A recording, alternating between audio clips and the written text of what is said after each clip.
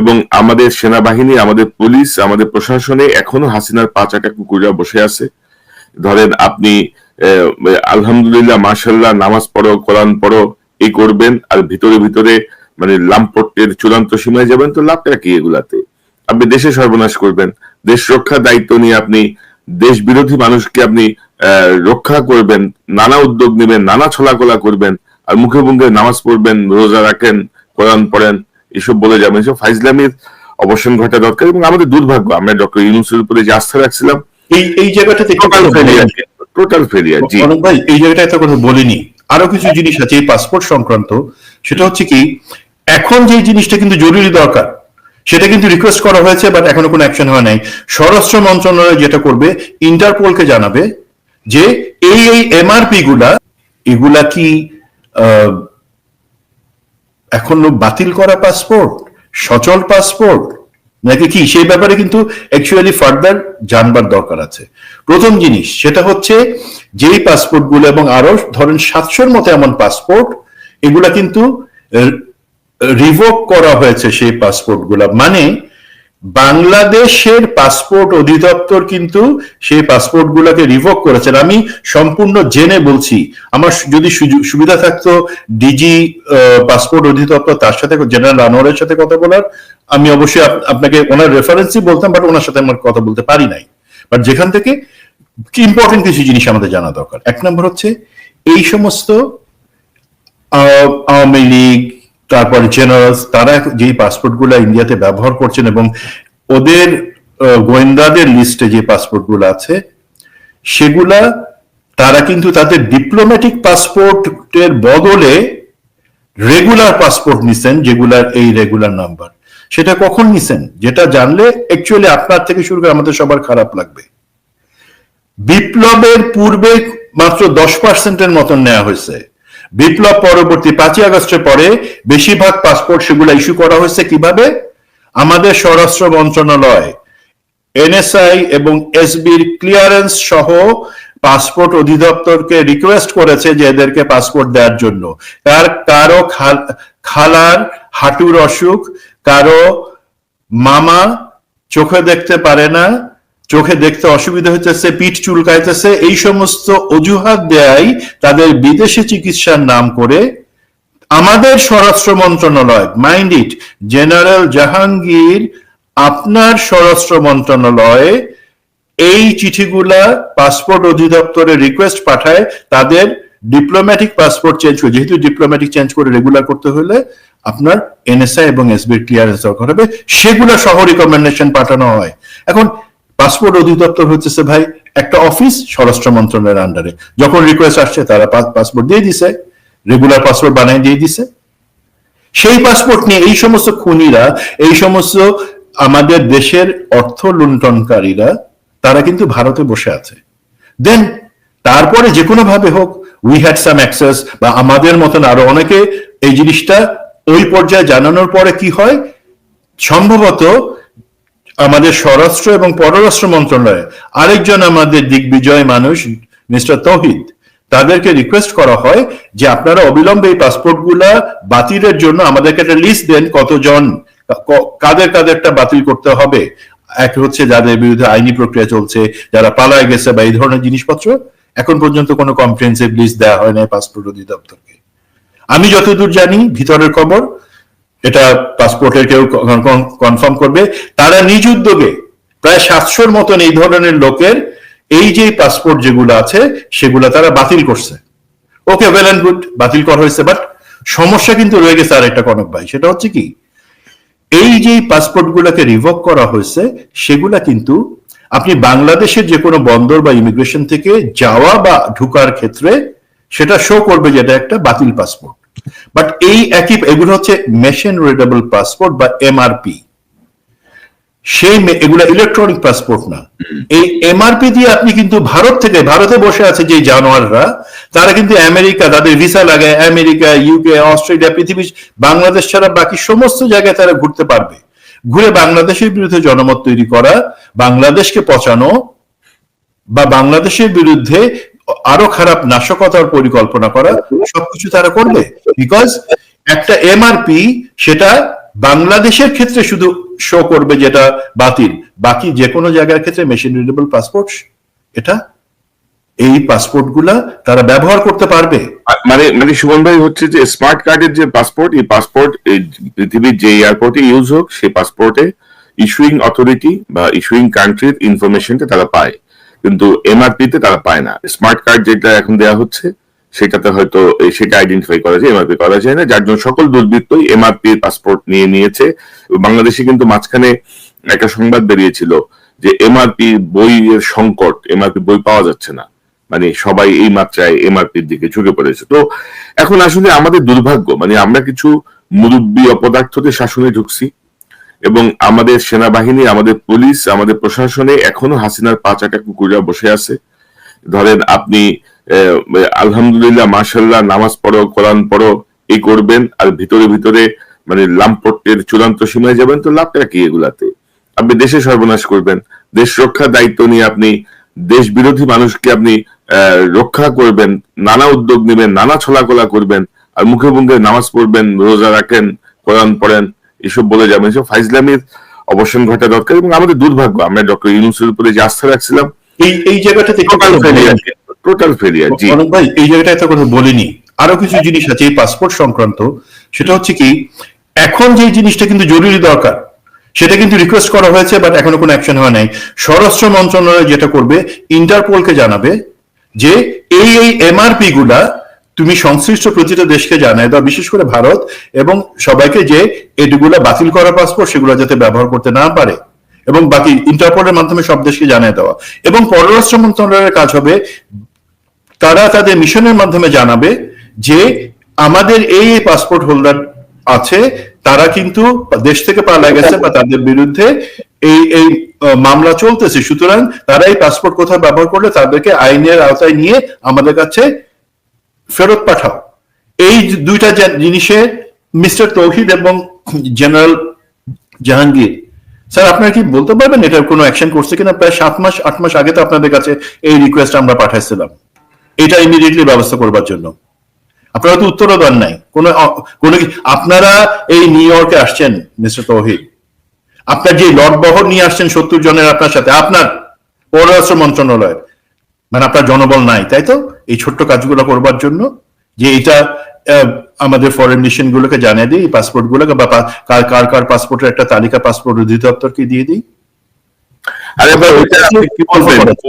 তৌহিদ এখনো বসে আছে আওয়ামী পুনর্বাসনে। ধরেন আমি গতকালও বলছিলাম যে জেনেভায় যেই রাষ্ট্রদূত আর রাষ্ট্রদূত থাকা অবস্থায় আসিফ নজরুল্লাহ ইনসাল্টেড হলে এয়ারপোর্টে, সেই রাষ্ট্রদূতকে সে পাঠাইছে ওয়াশিংটনের রাষ্ট্রদূত করে। যেই রাষ্ট্রদূত মেক্সিকোতে মুজিব বন্দনা করে মুজিবের বই ছাপাইছে 10 ভাষায়, সেই রাষ্ট্রদূতকে নিয়ে বসাইছে লন্ডনে। মানে এগুলা ধরেন এত স্টুপিড অপদার্থ, এবং বারবার বলার পরেও ডক্টর ইউনূস এগুলা নিয়ে মাথা ব্যথা নাই। উনি আছেন ওনার মোটিভেশনাল স্পিচ নিয়ে, উনি যে মহান ব্যক্তি এটাকে প্রমাণ করার জন্য উনি দেশ বিদেশে বক্তৃতা দিয়ে বেড়াচ্ছেন আর মোটিভেশনাল স্পিচ দিচ্ছেন।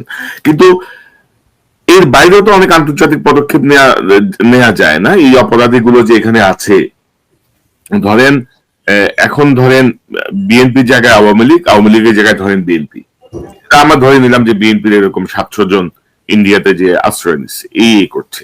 আওয়ামী লীগ কি করতো? প্রত্যেকটা ইন্টারন্যাশনাল ফোরামকে অ্যাক্টিভ করতো ভারতের উপর চাপ দেওয়ার জন্য, যে এরা এখান থেকে তুমি তাদেরকে আশ্রয় দিবা না। করা যেত না? সে যদি কোনো পদক্ষেপ আছে, সব মুখে মুখে শুধু আপনার মানে কি বলবো, মিষ্টি মিষ্টি কথা দিয়ে চেষ্টা চলছে। তো আর কি করা যেতে পারে? এই কাজগুলো হবে না রে ভাই। মানে আমাদের কোন ফরেন মিশন চিঠি দিয়ে বলবে না যে পাসপোর্ট গুলো বন্ধ করো।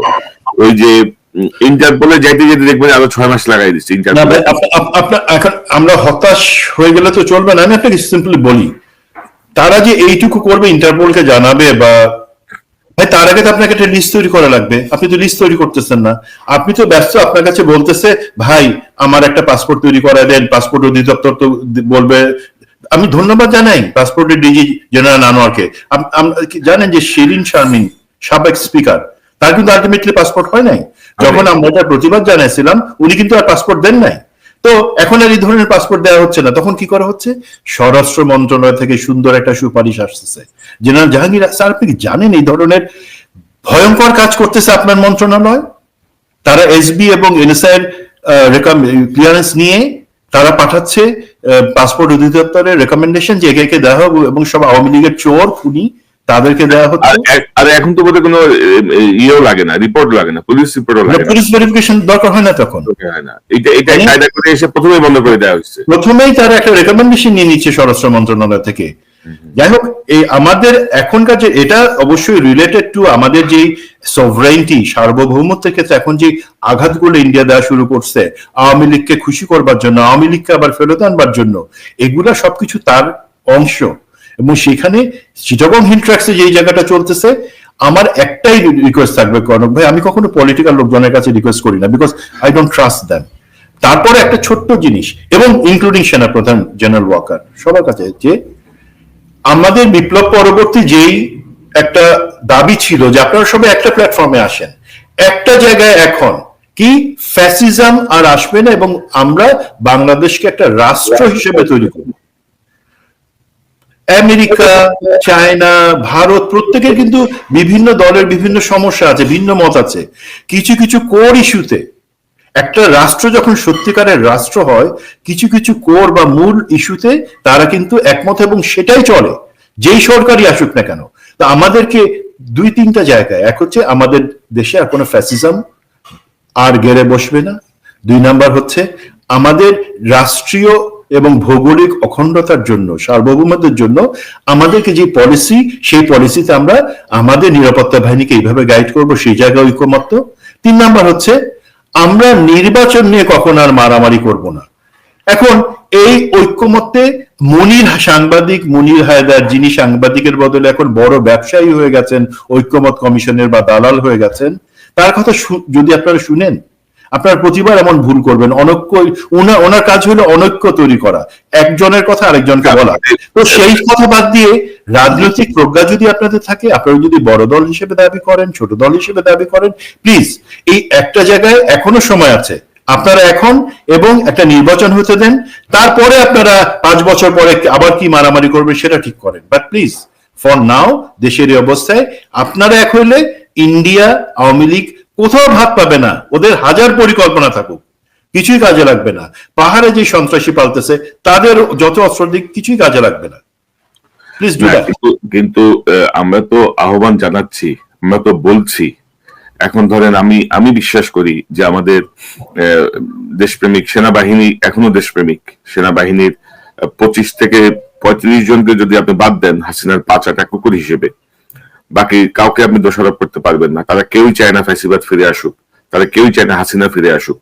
কিন্তু ইন্টেরিমের ভূমিকাটা কি? ইন্টেরিম ধরেন কোনো পদক্ষেপ তো নিল না রে ভাই, কোনো পদক্ষেপই নিল না। এবং ধরেন পার্বত্য চট্টগ্রাম নিয়ে এই অস্থিরতা এগুলো চলছে। এবং আমি যদি আপনাকে আরেকটা সংবাদ যদি একটু দেখাই, আজকের সংবাদ, এটা আপনি যে প্রসঙ্গে বলছিলেন সেটি অলরেডি আপনার এটি নিয়ে কথা হচ্ছে, যে বলা হচ্ছে যে আমাদের ইয়েতে পার্বত্য চট্টগ্রামে যেন আরো 250 সেনা ক্যাম্প যেন গঠন করা হয়। তো 250 সেনা ক্যাম্প আপনি গঠন করতে গেলে কি মনে করেন এই জায়গাটা, যে সেনা ক্যাম্প বাড়ালে কি সমস্যার সমাধান হবে? কারণ আমার তো রাজনৈতিক নেতৃত্ব, আমার সেনা নেতৃত্ব, আমার সচিবালয়ের নেতৃত্বের একটা বড় অংশ ভারত অনুগত। তো আমি কি আদৌ কাজ করতে পারবো? মানে আমার আসলে মানে পজিটিভলি আমি যে এই দেশের জন্য আমি কি করতে পারি? সেনা ক্যাম্প বাড়ালে কি সমস্যার সমাধান হবে? কি মনে করেন আপনি? আপনি এত সুন্দর একটা প্রশ্ন করছেন, যেটা অ্যাকচুয়ালি আপনার থেকে আমি আশা করি নাই, বাট থ্যাংক ইউ। আমরা যারা, প্রথম কথা, যারা সেনা পার্বত্য চট্টগ্রামে থাকেন নাই বা সেখানকার কি পরিস্থিতি সত্যিকার জানেন না, আমি তাদেরকে অনুরোধ করবো, প্লিজ আপনারা এই মিডিয়াতে ফালতু কথা বলবেন না, 1 নাম্বার। 2 নাম্বার, আপনার মতো যারা আছেন, যাদের একটা বেসিক জ্ঞান আছে, আমি অবশ্যই অ্যাপ্রিসিয়েট করবো এই প্রশ্নগুলো করবার জন্য। সেনা ক্যাম্প বাড়ালে কি হবে ভাই? আমরা তো সেখানে কারোর সাথে যুদ্ধ করার জন্য সেনাবাহিনী ছিল না, এখনো থাকবে না। সেনাবাহিনী হচ্ছে জনগণের নিরাপত্তার জন্য, সেখানে যাতে স্বাভাবিক জীবন থাকে, সেটা পাহাড়ি হোক, সেটা সমতলের বাঙালি হোক, সেটার জন্য। এখন অবশ্যই আমাদের প্রেজেন্স সেখানে বাড়াতে হবে, বাট সেখানে 250 সেনা ক্যাম্প, একটা সেনা ক্যাম্প, ধরেন আমি কচুছড়ি সেনা ক্যাম্প যখন তৈরি হয় সেটার সাথে ইনভলভ ছিলাম।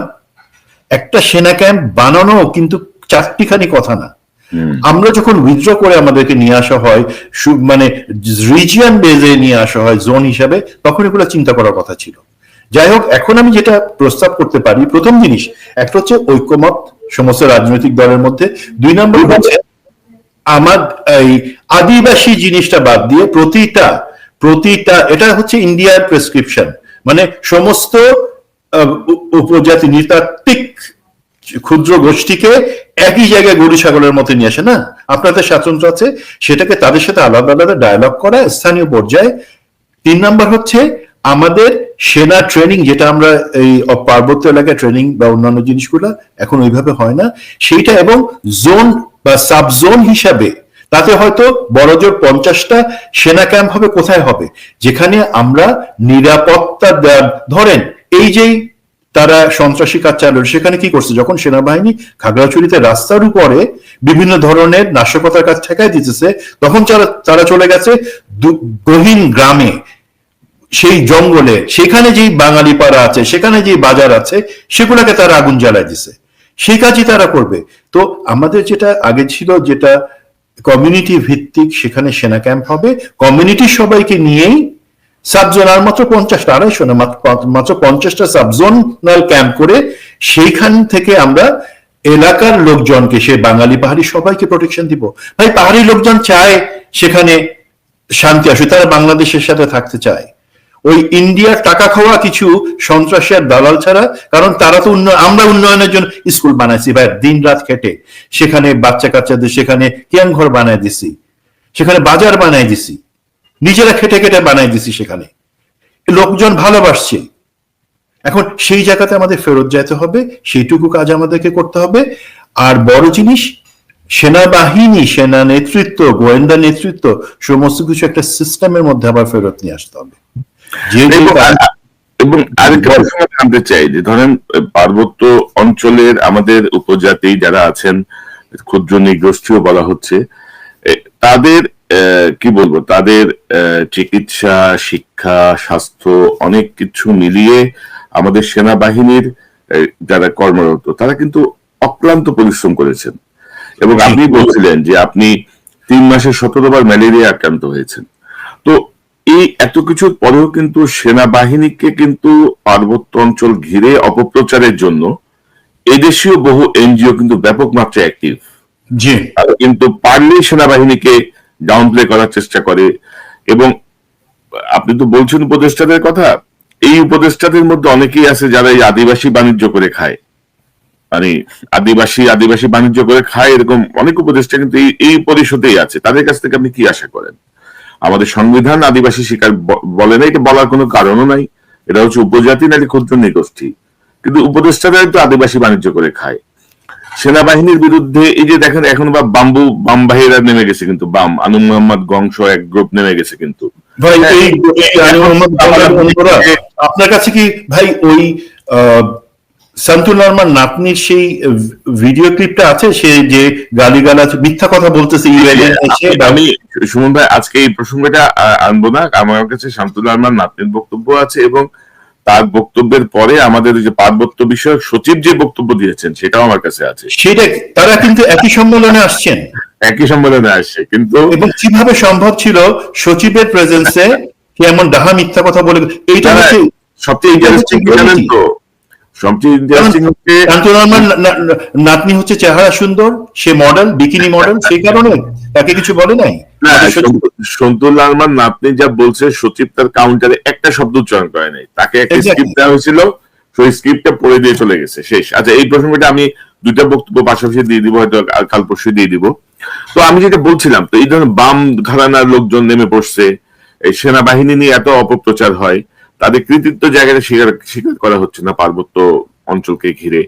নর্মালি আপনি সেনাবাহিনী নিয়ে কিছু বলতে পারবেন না, নানা রকমের চাপের মধ্যে পড়বেন, কিন্তু এই জায়গাটায় কিন্তু মানে কোন রকমের পদক্ষেপ নেওয়া হচ্ছে। ভাই, আপনি আমি যখন সেনাবাহিনীর খুনি, গুম করা এবং সেই সমস্ত অর্থ পাচারকারী আওয়ামী লীগের দালালদের কথা বলি, তখন সবাই সরব হয়ে উঠে, আমাদের উপর সমস্ত খড়গ নেমে আসে, আমার পরিচিত লোককে উঠায় নিয়ে 18 ঘন্টা রেখে দেয়।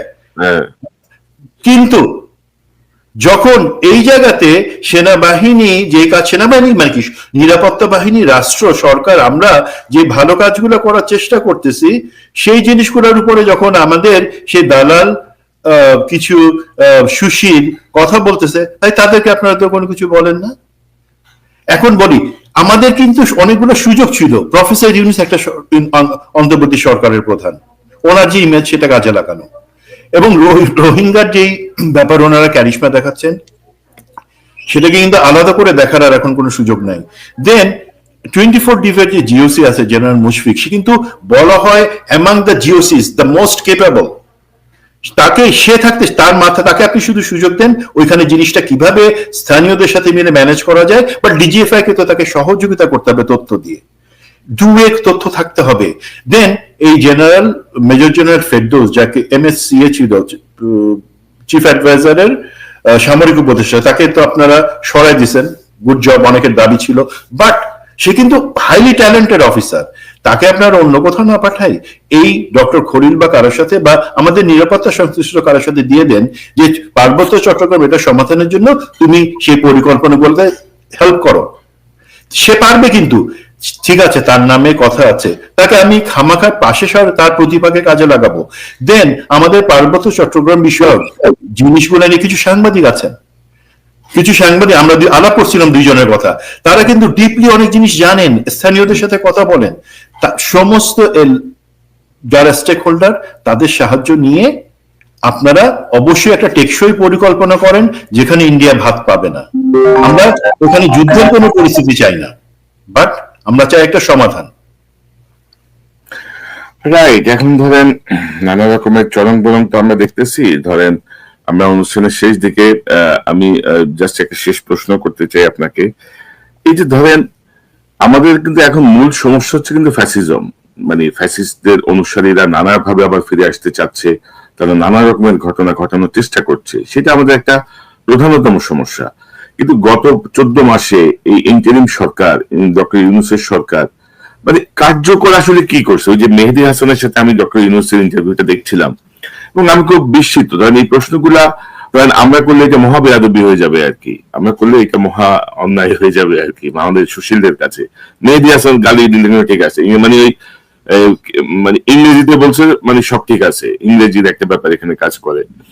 তো আপনি যদি ডক্টর ইউনূসের লাস্ট ইন্টারভিউটাও দেখেন, যে এক চরমবরম কথাবার্তা, আওয়ামী লীগ তো নিষিদ্ধ, আবার এটা যে কোনো সময় ফিরেও আসতে পারে, আবার এই হইতে পারে। আরে ভাই, আপনি বললে কথা বলেন না কেন? মানে আপনি কথা বলেন না কেন? আপনি মেহেদী হাসানকে কাউন্টার কেন বলেন না যে আপনি কি হিটলারের পক্ষে কথা বলতে পারবেন? আপনি কি চান যে নাৎসি বাহিনীর পুনরুত্থান ঘটুক আবার জার্মানিতে? আপনি চান কিনা? কাউন্টার প্রশ্ন করেন আপনি। মানে এনজিও ললিত কলা দিয়ে মানে আপনি হয়তো প্রশ্নটা আমি বুঝতে পারতেছি আপনি কি করবেন এই অবস্থায়। ভাই, আমরা ধরেন সরকার কোন পলিটিক্যাল সরকার না, তার সমর্থন দরকার বলে আমরা কিন্তু দিছি। আমরা কিন্তু কোনো ভাই মনে আছে গত বছর এই সময় আমরা আলাপ করছিলাম যে বিএনপি, আওয়ামী লীগ প্রত্যেকের একটা না একটা কিন্তু শক্তি থাকে মাঠ চালানোর জন্য, পলিটিক্যাল ফোর্স। এদের নাই, এদের সেটা কারা দিবে? ছাত্ররা মাঠ থেকে সরে গিয়ে পলিটিক্সে ঢুকে যাচ্ছে।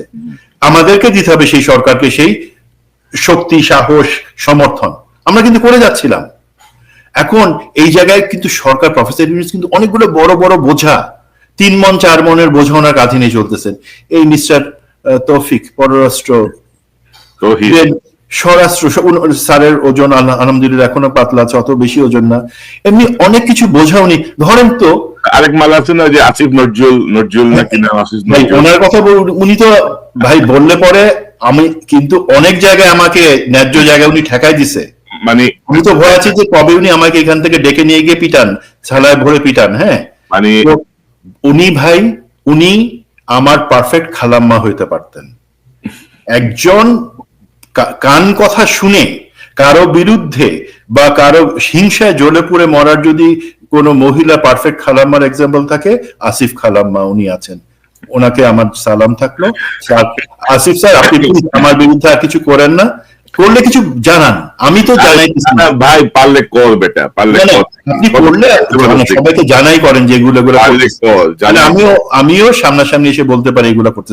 যাই হোক, এখন ভাই, রোহিত সাহেব তো ব্যস্ত আছেন পাকিস্তানেরকে ক্ষমা চাওয়াবেন, সেই কারণে পাকিস্তানকে ক্ষমা চাইতে, কতবার ক্ষমা চাইতে হবে আপনার কাছে, কেন ক্ষমা চাইতে হবে, কি ক্ষমা চাইতে হবে ভাই? আপনার জরুরি কাজগুলা সবকিছু ভুলে গিয়ে আপনি সেই দুই কাজে, কেন হাসিনা ভারতের মন্ত্রীদের সাথে কথা বলো আর পাকিস্তানকে বলা যে তোমরা ক্ষমা চাও? ভাই আপনি তো ট্র্যাক ভুলে গেছেন। তো প্রফেসর ইউনূস এদেরকে নিয়ে চলতেছেন, এরা আমাদেরকে স্বীকার করতে হবে। তারপর আমরা সবসময় চাই ওনাকে, ওনার সরকারকে ওনাদের ভালো কাজগুলোতে সমর্থন দিতে। আমরা যদি কোনো কিছু জোর দিয়ে বলি যেটা আপনাদের কাছে মনে হয় আমরা গালিগালাজ করতেছি, প্লিজ বুঝবার চেষ্টা করেন যে আমরা এতবার বলে আমাদের গলা ভেঙে গেছে, আমাদের ধৈর্যচ্যুতি হচ্ছে।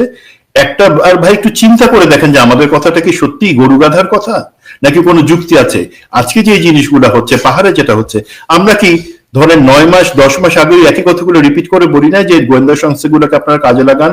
পাহাড়ে কর্নেল হাসিনুর এসে নিজে থেকে আপনার সাথে বলে গেছেন না যে পাহাড়ে তারা কি ধরনের কাজ চালাবে?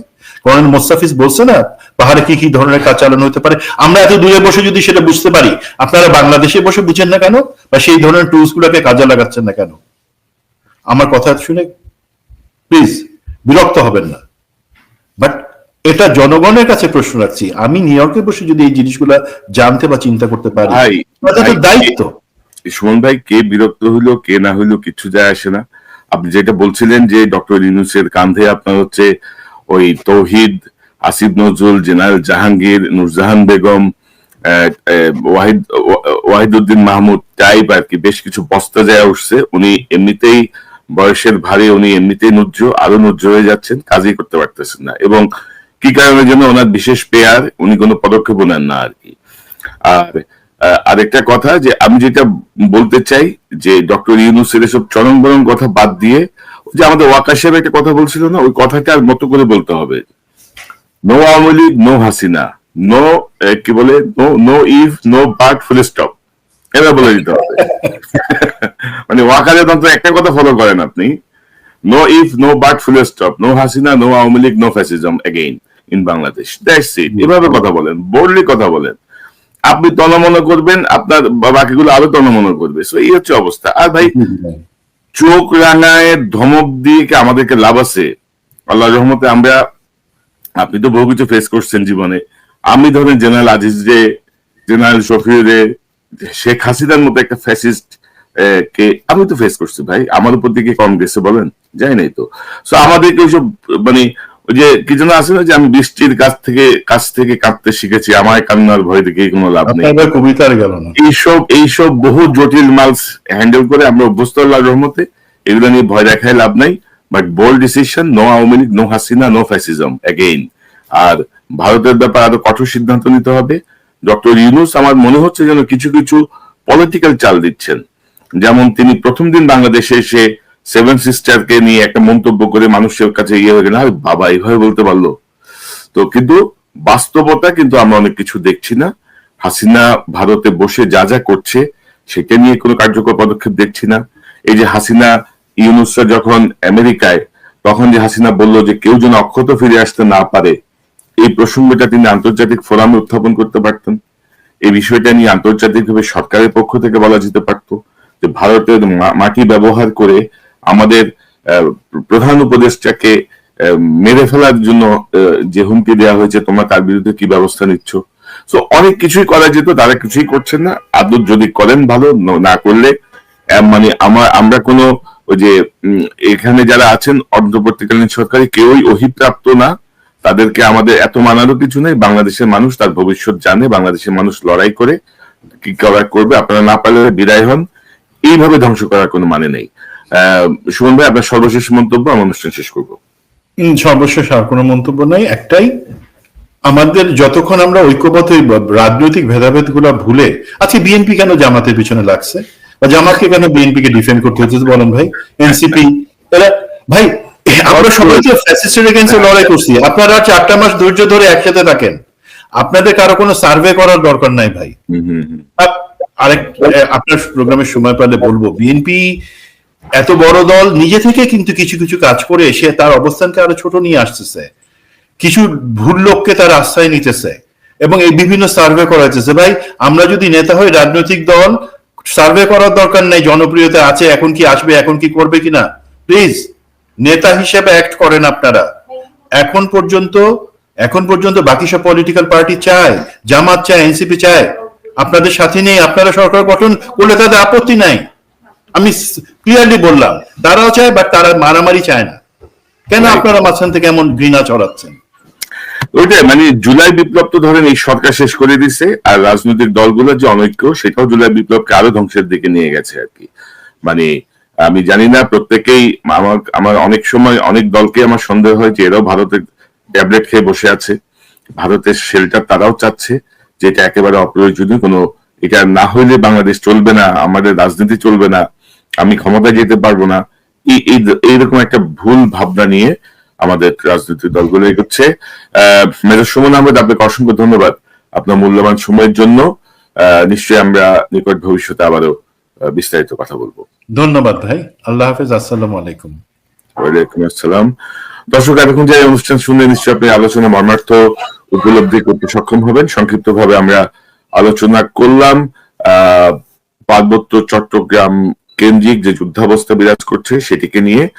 পাশাপাশি আরো কিছু তথ্য আছে। এই যে আজকে যুগান্তর যদি আপনারা দেখেন, অক্টোবরে নাশকতার আশঙ্কার নানা তথ্য তারা তুলে ধরেছেন, ইঙ্গিত দিয়েছেন। এবং আমাদেরও যে তথ্য আছে সেই তথ্য বলছে যে একটা নির্বাচনকে ভণ্ডুল করার জন্য একটা অস্থিতিশীল পরিবেশ তৈরির চেষ্টা শুরু হবে এ মাস থেকেই। আজকে 1 অক্টোবর। প্রত্যেকটা জায়গায় সতর্ক অবস্থান চাই, জনগণের সতর্ক দৃষ্টি চাই। অপদার্থ ব্যক্তিদের সমন্বয়ে গঠিত, অধিকাংশ অপদার্থ ব্যক্তিদের সমন্বয়ে গঠিত এই উপদেষ্টা পরিষদ অল্প সময়ের জন্য হলেও আমি মনে করি পরিবর্তন করি, কিছু যোগ্য লোককে বসানো হোক। যোগ্য লোক কাজ বুঝে নিতে হয়তো একদিন বা এক সপ্তাহ সময় লাগবে, অযোগ্য গুলা 14 মাসেও কিছু শিখতে পারে নাই। আমাদের দেশের জন্য এটা প্রয়োজন। দর্শক, এই চ্যানেলটি সাবস্ক্রাইব